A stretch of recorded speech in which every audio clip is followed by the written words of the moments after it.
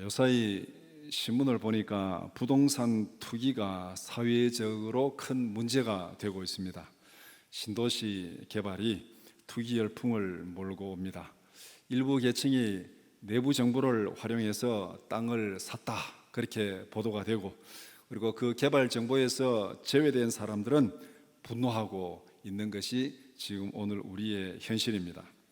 그래서 이 신도시 개발, 성경을 보니까 이 신도시는 국가에서만 개발하는 것이 아닙니다. 하나님도 신도시를 건설하십니다. 하나님이 건설하실 신도시의 개발 정보를 안다면은 여러분은 어떻게 하겠습니까? 우리가 국가에서 개발하는 신도시 개발 정보 알면은 그냥 돈 빌려가지고 이름 빌려가지고 막 여기 땅 사고 저기 땅 사고 해가지고 이렇게 돈을 많이 벌려고 하는데, 하나님이 건설하실 신도시 개발 정보를 아신다면은 우리는 어떻게 해야 되겠습니까? 당연히 거기에 투자를 해야 되겠죠. 하나님이 건설하시는 신도시는 영원한 도시입니다. 지나가지 않습니다. 상속할 걱정도 없습니다. 이 세상에 신도시 뭐 이렇게 개발되고 뭐 다 하는데 이게 조금만 지나가면 다 지나가잖아요. 그래서 주위에 무슨 뭐 땅이 개발되고 도시가 개발되고 돈 보상을 많이 받았다 막 그런 얘기들을 쭉 들어보면은 결국은 당사자는 써보지도 못해요.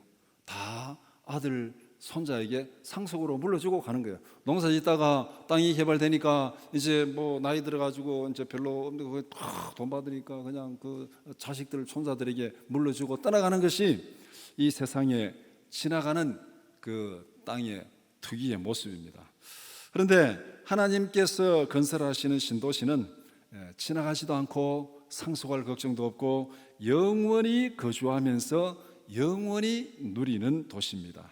거기에 투자하는 것이 진짜 지혜로운 투자입니다.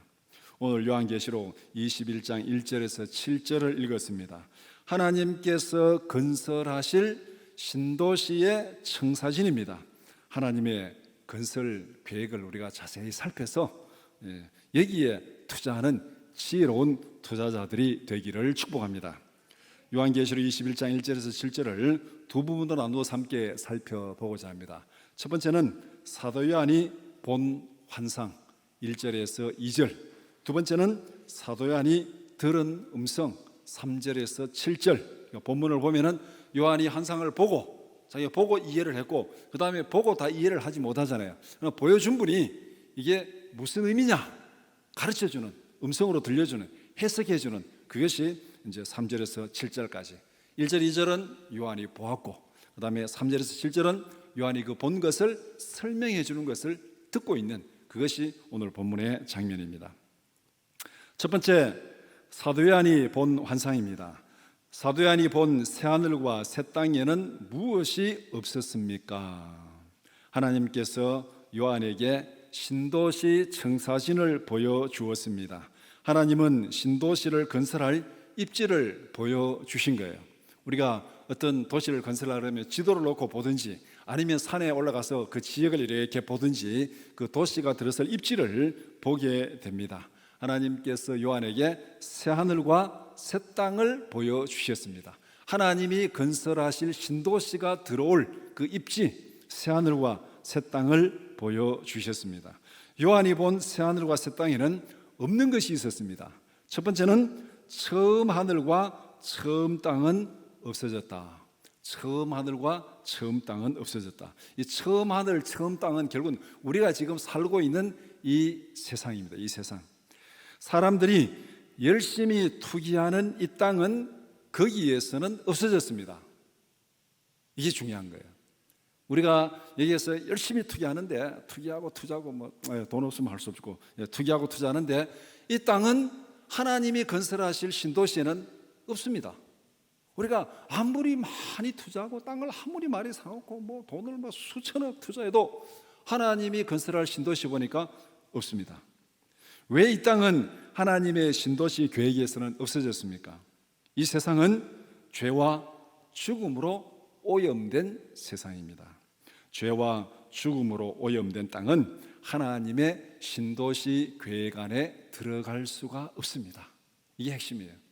죄와 죽음으로 오염된 그 땅은 하나님의 신도시 계획에 들어갈 수가 없습니다. 하나님은 원래 세상을 아름답게 창조했습니다. 아담이 범죄함으로 죄가 들어오고 거기에 죽음이 들어왔습니다. 죄와 죽음은 하나님과 함께 할 수 없습니다. 죄로 인하여 죽음과 고통이 지배하는 세상은 완전히 사라졌습니다. 이것이 하나님께서 보여주신 새하늘과 새 땅의 첫 번째 없는 것. 두 번째는 바다도 없어졌다. 바다는 죄와 죽음과 무질서를 상징합니다. 이 바다는 인간이 통제할 수 없는 거죠. 그래 땅은 그래도 좀 이렇게 파기도 하고 뭐 쌓기도 하고 뭐 건물을 짓기도 하고 성을 쌓기도 하는데 바다는 이게 이 통제불능이잖아요. 뭐 풍랑이 일어나고 그 들어가면 빠져 죽고. 그러니까 바다는 죄와 죽음과 무질서를 상징하는 것입니다. 하나님의 창조 질서를 무시하고 하나님을 대적하는 모든 것이 사라졌다. 이것의 상징적인 의미입니다. 바다가 없다는 것은 하나님을 대적하고 하나님의 창조 질서를 무시하고 하나님의 모든 질서에서 거역하는 그 모든 것들은 다 사라졌다. 하나님은 보시기에 심히 좋은 아름다운 거룩한 신도시를 건설하십니다. 이것이 하나님께서 보여주신 새하늘과 새 땅, 신도시가 입주할 입지를 하나님께서 보여주셨습니다. 사도 요한이 본 새 예루살렘의 특징은 무엇입니까? 하나님께서 건설하시는 신도시를 우리는 새 예루살렘이라 성경은 그렇게 말하고 있습니다. 예루살렘, 새 예루살렘, 예루살렘의 핵심은 하나님과 언약 백성이 만나는 성전이 있는 곳, 그것이 예루살렘의 핵심입니다. 다른 많은 도시들과 다른 예루살렘의 핵심은 성전이 있는 곳. 성전은 하나님과 언약 백성이 만나는 장소입니다. 그것이 바로 예루살렘의 특징입니다. 새 예루살렘은 질적으로 완전히 변화된 하나님의 도시입니다. 사도 요한이 본 새 예루살렘의 특징은 두 가지입니다. 이게 새 하늘과 새 땅이 세워지는데 처음 하늘과 처음 땅은 없어지고 새 하늘과 새 땅에 세워지는 새 예루살렘, 하나님의 신도시는 어떤 것인가? 첫 번째는 하나님께로부터 하늘에서 내려왔습니다. 새 예루살렘은 인간에 의해서 세워지고 건설되는 도시가 아닙니다. 하나님께서 완전히 새롭게 창조하신 하나님의 도시, 죄와 사망에서 완전히 분리된 거룩한 도시입니다. 이 처음 하늘 처음 땅 밑에서부터 만들어가지고 세우면은 거기에 죄와 죽음이 오염된 것이 거기에 들어가는 거죠. 그러니까 이 처음 것은 다 없애버리고 하나님께서 위에서부터 새롭게 만들어가지고 내려오신다. 그러니까 죄와 죽음에서 완전히 제거된, 분리된 거룩한 예루살렘 새 도시가 내려온다는 것입니다. 두 번째는 남편을 위하여 단장한 신부와 같았다. 그렇게 말하고 있습니다. 남편을 위하여 단장한 신부는 거룩함과 성결함을 상징하는 것입니다. 우리가 결혼식 날 이제 신부가 이렇게 화장하고 드레스를 입고 모든 걸 이렇게 다 준비하는 이 모습이 거룩함과 성결함을 상징하는 것. 신부는 하나님과의 언약 관계 안에 있는 자기 백성을 의미합니다. 언약 백성.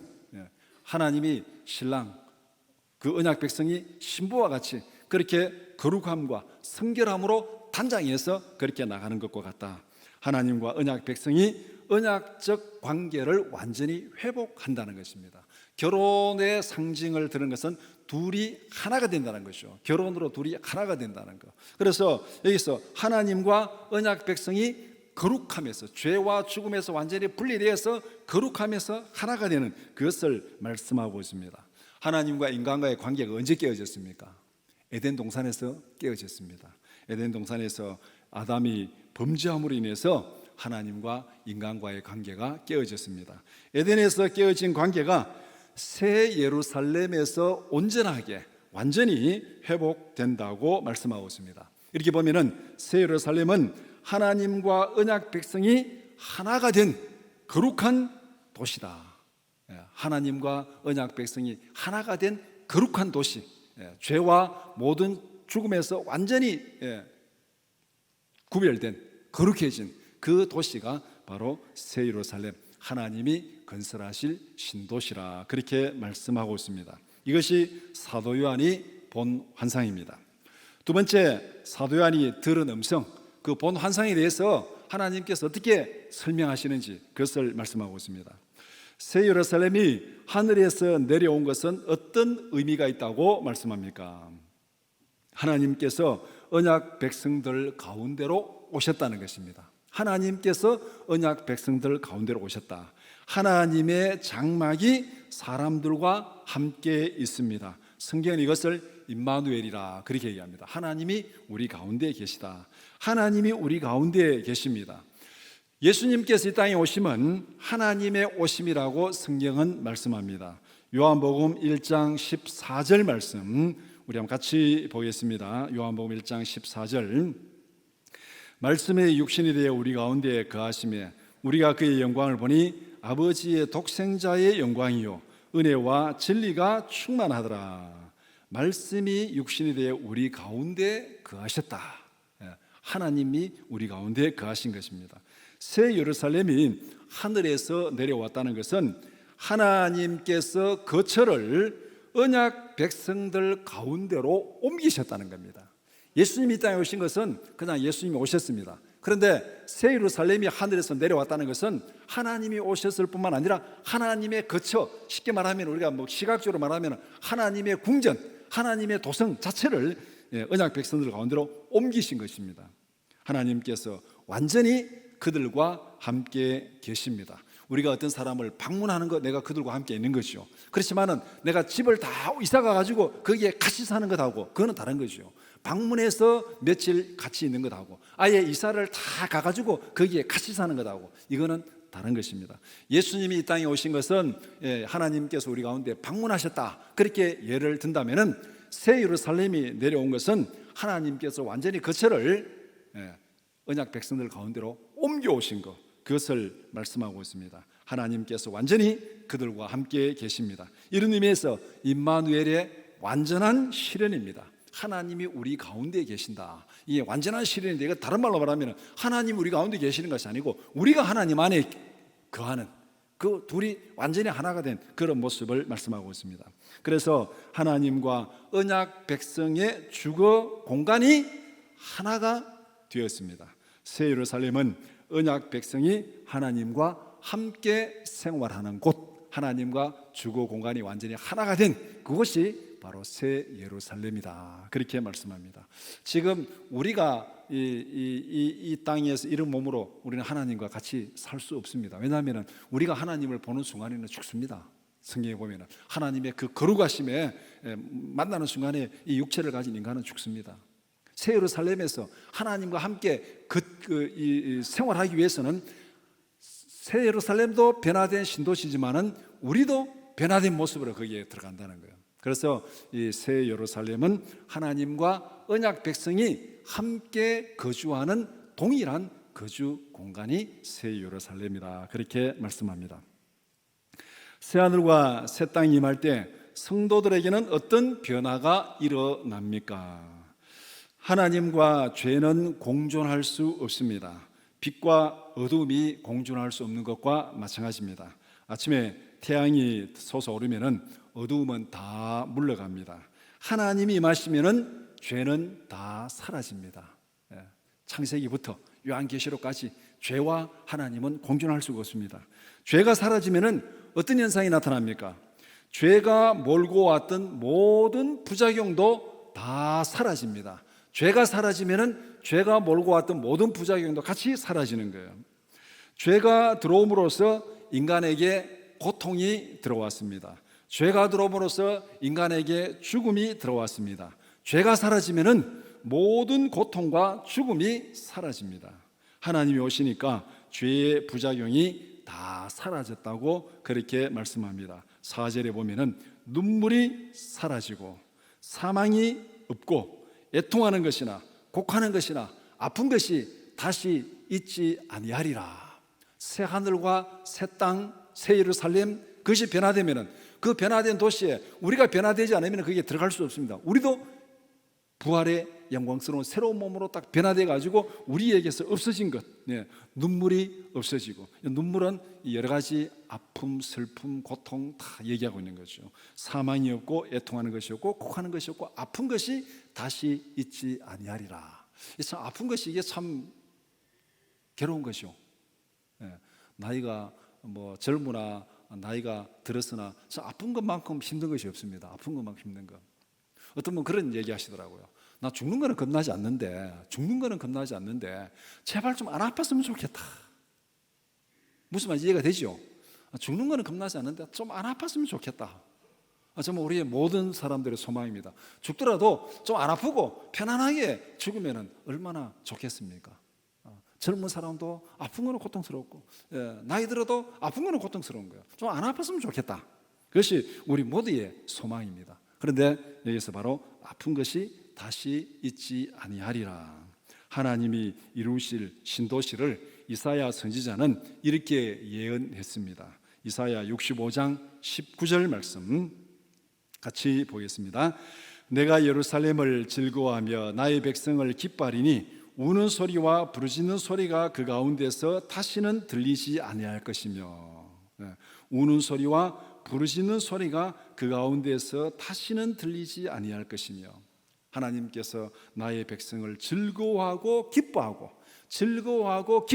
거기는 웃음소리, 찬양소리가 들리고, 그 다음에 우는 소리, 부르짖는 소리는 그 가운데서 다시는 들리지 않는다.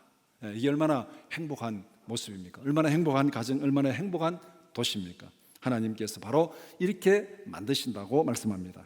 새하늘과 새 땅은 영적으로, 육체적으로 완전히 회복된 하나님의 나라입니다. 새 예루살렘은 완전히 회복된 하나님의 도시입니다. 그 도시에서 바로 우리도 그 도시에 완전히 회복된 그 도시에 살아갈 수 있는 그런 상태로 우리도 완전히 변화된, 우리의 현재 육체의 몸이 아니라 부활의 영광스러운 몸으로 바뀌어서 눈물도 고통도 아픔도 죽음도 애통하는 것도 다시 없는, 하나님과 함께 기뻐하고 즐거워하는 그 새 예루살렘에서 하나님과 함께 생활한다고 말씀합니다. 새하늘과 새 땅으로 완성되는 구원을 이루시는 주체는 누구입니까? 5절은 새하늘과 새 땅의 건설 주체가 누구인지를 분명히 말씀합니다. 5절에 내가 만물을 새롭게 하노라.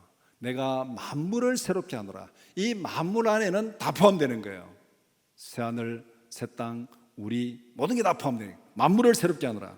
여기서 내가라고 선포하시는 분은 어떤 분입니까? 5절에 보좌에 앉으시니입니다. 보좌에 앉으시니가. 보좌에 앉으시니가 말씀하시기를 내가 만물을 새롭게 하노라. 이 보좌에 앉으시는 새하늘과 새 땅을 다스리는 만물의 통치자. 만물의 통치자. 예전 것, 이전의 하늘과 땅도 마찬가지고 새하늘과 새 땅도 마찬가지고 만물을 통치하시는 통치자가 바로 보좌에 앉으십니다. 그 다음에 6절에 나는 알파와 오메가요 처음과 마지막이라. 알파와 오메가는 헬라어의 첫 글자 마지막 글자입니다. 알파는 첫 글자고 오메가는 마지막 글자. 그래서 뒤에 처음과 마지막이라. 나는 누구냐? 처음과 마지막이라. 하나님이 세상의 시작입니다. 하나님께서 역사를 창조하셨습니다. 태초에 하나님이 천지를 창조하시니라. 하나님이 천지를 창조하심으로 이 역사 세상이 시작된 거예요. 그러니까 하나님이 처음입니다. 처음. 나는 알파고, 그 다음에 하나님께서 이 역사의 마지막 완성자입니다. 새하늘과 새 땅을 만들어서 영원한 세상으로 만드는 마지막 완성자 오메가입니다.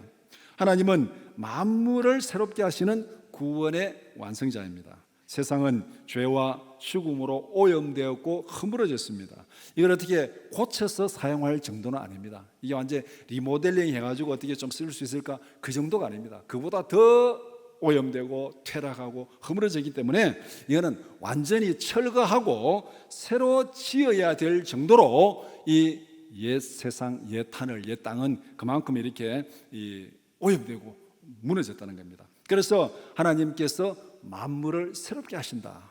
이 옛 하늘과 옛 땅 이전 것은 다 지나가고 처음 땅, 처음 하늘은 다 지나가고 그래서 다 불에 녹아지고 하나님께서 이 용광로에 다 녹여가지고 새로운 하늘과 땅으로 만드는 그것이 바로 만물을 새롭게 하신다는 것입니다.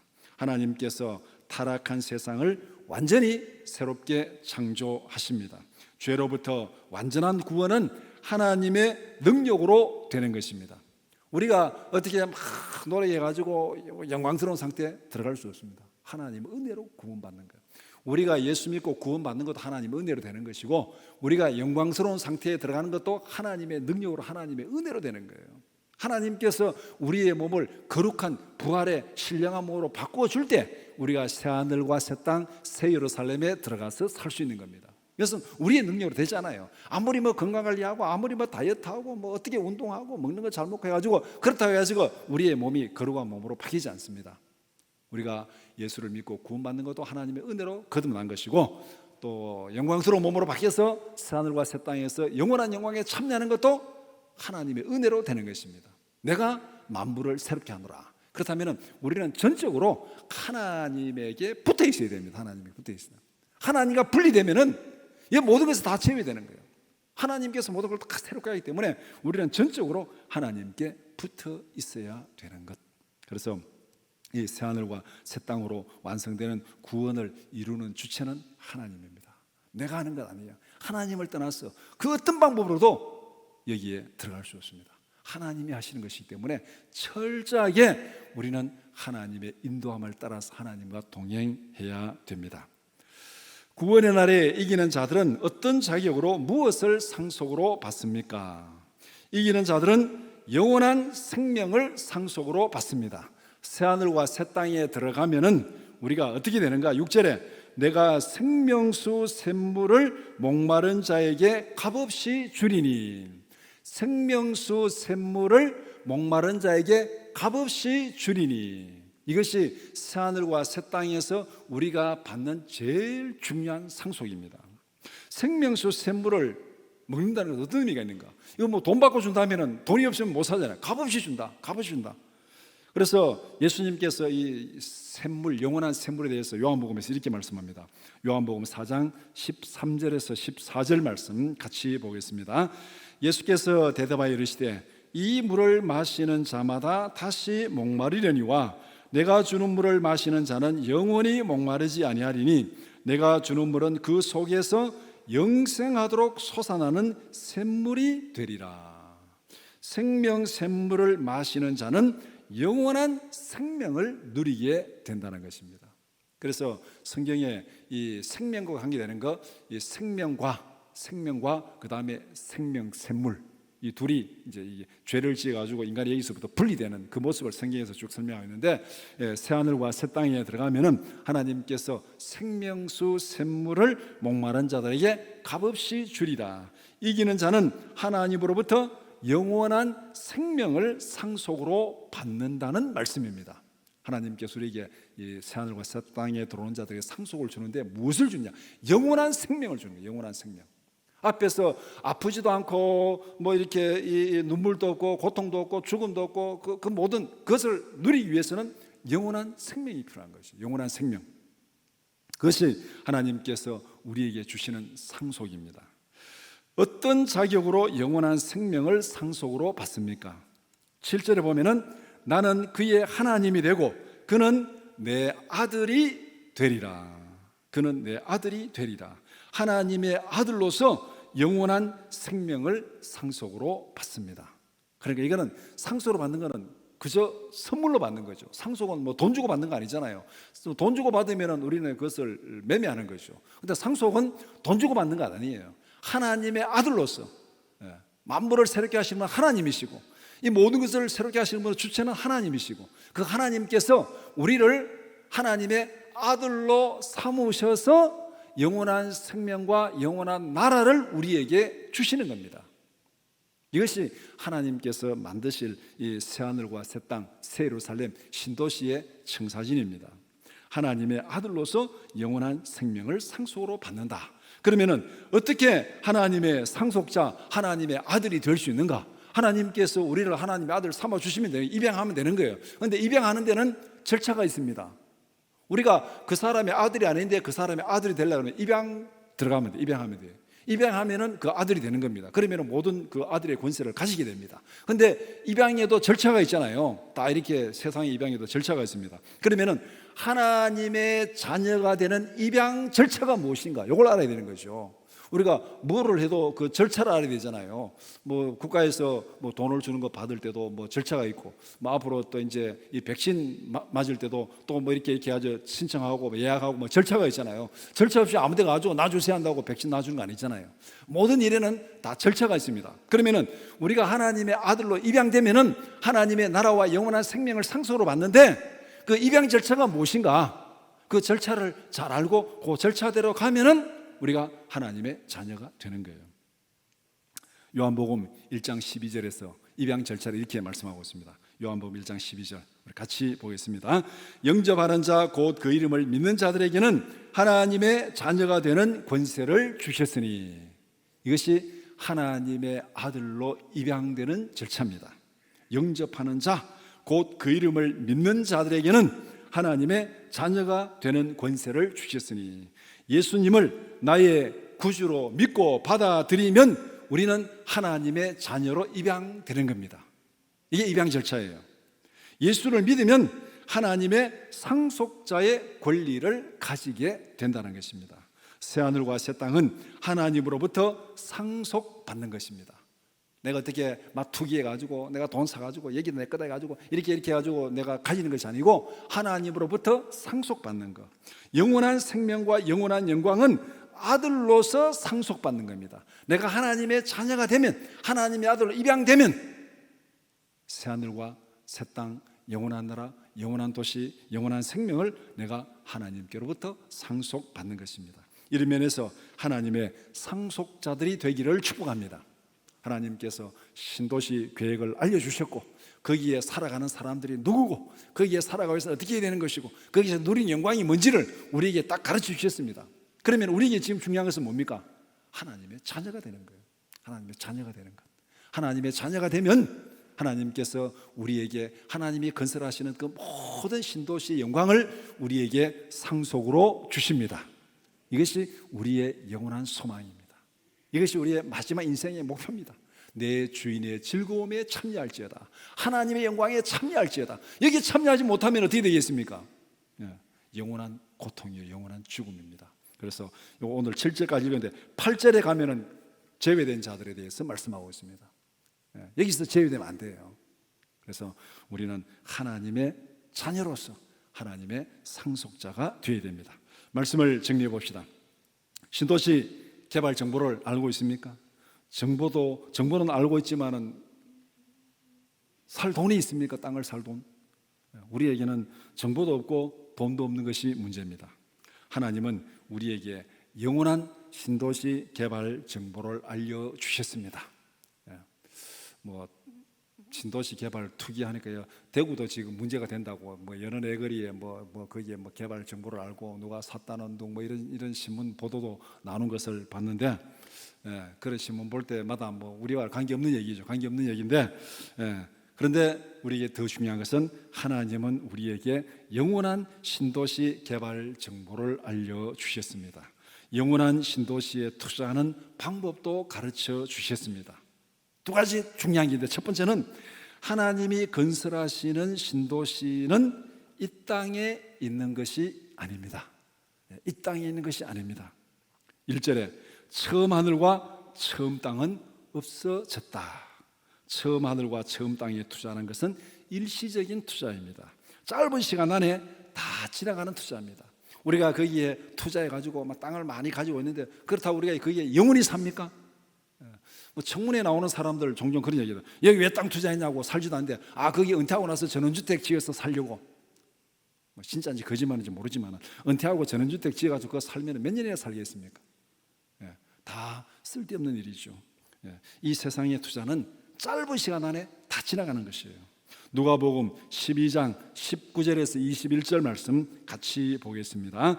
또 내가 내 영혼에 이르되 영혼아 여러 해 쓸 물건을 많이 쌓아두었으니 평안히 쉬고 먹고 마시고 즐거워하자 하리라 하되, 하나님은 이르시되 어리석은 자여 오늘 밤에 내 영혼을 도로 찾으리니 그러면 내 준비한 것이 누구의 것이 되겠느냐 하셨으니 자기를 위하여 재물을 쌓아두고 하나님께 대하여 부여하지 못한 자가 이와 같으니라. 이 땅에서는 열심히 투자했는데 하나님께 대해 투자하지 못한 자가 이와 같으니라. 왜냐하면 이 땅에 투자한 것은 잠시 잠깐 다 지나가 버립니다. 오늘 밤에 거두어가면 누구의 것이 되겠느냐? 영원한 것, 지나가지 않는 거기에 제대로 투자하라는 것입니다. 하나님의 계획을 무시하고 이 세상에 투자하는 것은 어리석은 자입니다. 하나님의 개발 계획을 알고 투자하는 사람이 진짜 지혜로운 사람. 그래서 하나님의 영원한 신도시는 이 땅에 있는 것이 아니다. 두 번째, 하나님이 개발하시는 신도시는 이기는 자에게 분양하는 것이다. 이기는 자에게 분양하는 것, 이기는 자에게 상속으로 주는 겁니다. 7절에 이기는 자들은 이것들을 상속으로 받으리라. 이기는 자들에게 하나님이 주시는 겁니다. 그냥 하나님이 주시는 것. 그러면 이기는 자들은 어떤 사람들입니까? 요한계시록 2장 3장이 보면은 소아시아 7 교회들에 대해서 말씀하고 거기에 이기는 자들에 대해서 쭉 말씀합니다. 7 교회 보면 7개 쭉 나와있는데 성경 세 구절만 한번 보겠습니다. 요한계시록 2장 7절 말씀 같이 보겠습니다. 귀 있는 자는 성령이 교회들에게 하시는 말씀을 들을지어다. 이기는 그에게는 내가 하나님의 낙원에 있는 생명나무의 열매를 주어 먹게 하리라. 계시록 2장 11절 말씀, 귀 있는 자는 성령이 교회들에게 하시는 말씀을 들을지어다. 이기는 자는 둘째 사망의 해를 받지 아니하리라. 2장 26절 말씀 같이 보겠습니다. 이기는 자와 끝까지 내 일을 지키는 그에게는 만국을 다스리는 권세를 주리니. 이것이 이기는 자에게 약속하신 것입니다. 성령의 인도하심을 따라서 영원한 신도시에 투자하는 우리 모두가 되기를 축복합니다. 이 땅에서 살아가는 거 필요해요. 이거는 적당히 투자하고 적당히 투자해야 됩니다. 여기에 몰빵하면 안 돼요. 저는 주식에 대해서 잘은 모르지만 우리 주식 투자할 때 사람들 그러잖아요. 분산 투자라고. 한 곳에 몰빵했다가 그거 왕창 망하면 망하니까 적당하게 분산 투자라. 뭐 어떤 사람은 주식의 3분의 1, 부동산의 3분의 1, 뭐 또 뭐 어떻게 뭐 현찰의 3분의 1, 뭐 이렇게 적당하게 분산 투자라 그렇게 말하잖아요. 우리가 이 분산 투자를 잘해야 됩니다. 이 땅에서는 우리가 사는 것만큼 적당하게 투자하고 정말 우리가 제대로 투자할 것은 영원한 신도시, 영원한 하나님의 나라에 투자해야 됩니다. 만물을 새롭게 하시는 하나님의 계획을 알고 하나님의 뜻에 따라 살아가는 지혜로운 투자자가 되어야 됩니다. 하나님의 계획대로 그 뜻에 순종함으로써 새하늘과 새 땅을 상속으로 받는 우리 모두가 되기를 주님의 이름으로 축원합니다.